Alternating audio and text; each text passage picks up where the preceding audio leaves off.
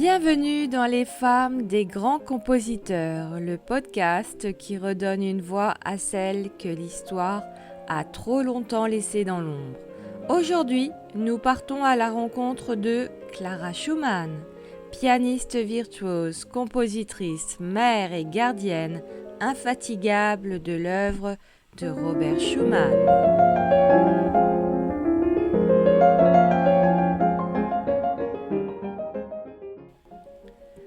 Clara Wieck, née le 13 septembre 1819 à Leipzig, son père, Friedrich Wieck, est un pédagogue réputé, exigeant et parfois autoritaire. Dès l'enfance, Clara est formée au piano avec une discipline rigoureuse. Chez les Wieck, la musique n'est pas un loisir, c'est une mission.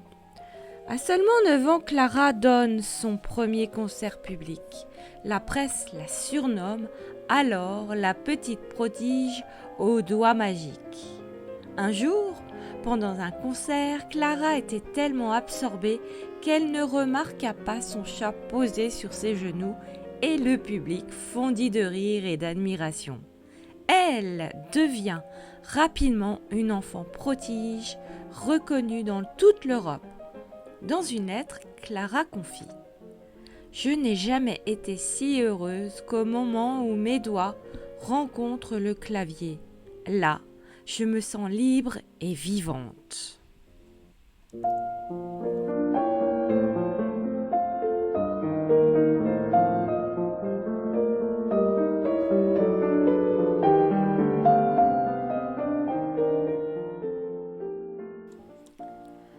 Robert Schumann entre dans la vie de Clara comme élève de son père. Une complicité musicale et intellectuelle profonde s'installe entre eux. Mais Friedrich Wieck s'oppose violemment à leur relation. Pour Clara, aimer Robert, c'est désobéir, c'est choisir sa vie. Après des années de lutte, Clara et Robert se marient en 1840. Robert écrit à Clara « Ma chère Clara, ton jeu, me fait voir la musique sous un jour nouveau chaque jour. » Alors, Clara continue de donner des concerts, soutenir Robert tout en élevant 8 enfants. Lors d'un voyage musical, Clara donna un concert après seulement 3 heures de sommeil, jouant un morceau écrit par Robert. Le public, impressionné par son endurance, la surnomma l'ange du piano.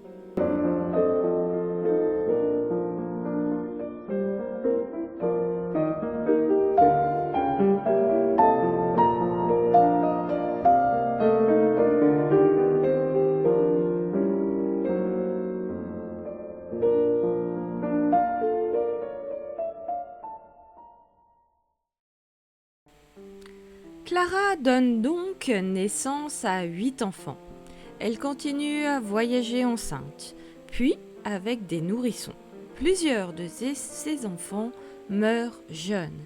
Elle joue parfois sur scène quelques semaines après un accouchement.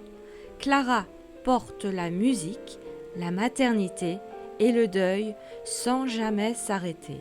On raconte qu'elle jouait avec un enfant dans les bras, transformant chaque concert en un mélange de virtuosité et de courage maternel.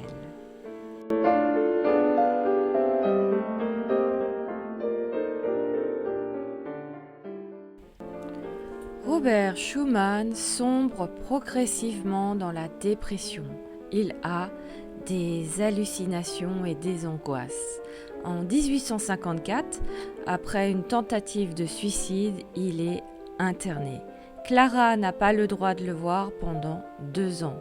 Il meurt en 1856.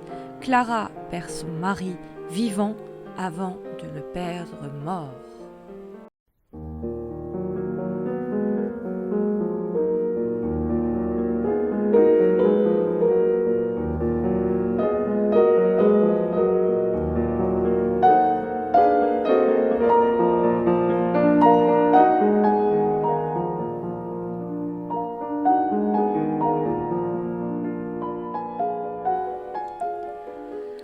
Johannes Brahms entre dans la vie de Clara Schumann et aime profondément Clara.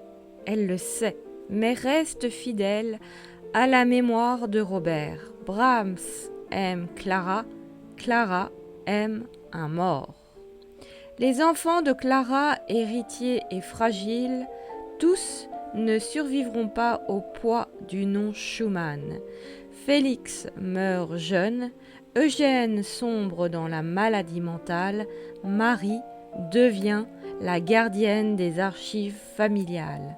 Clara protège l'œuvre de Robert, mais elle ne peut protéger ses enfants du destin.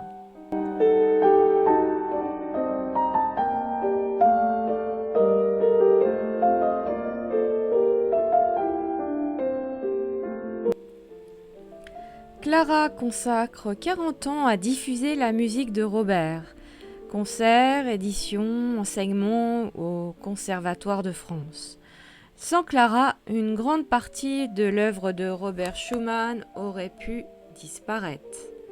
Clara Schumann meurt en 1896 à l'âge de 76 ans et est enterrée aux côtés de Robert à Bonn, en Allemagne.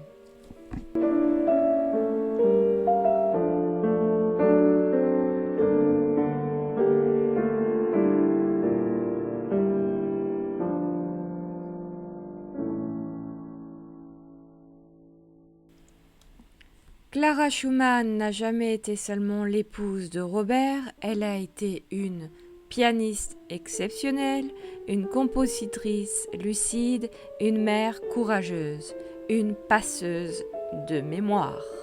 Grâce à elle, l'œuvre de Robert a survécu, mais aussi son propre legs musical. Écouter Clara Schumann, c'est entendre la force d'une femme qui a vécu pour la musique, et tout cela grâce à elle.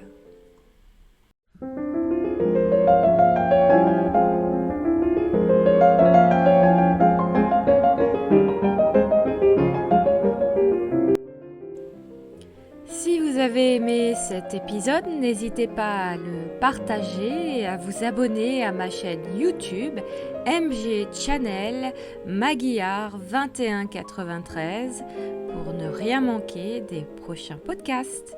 Des bisous.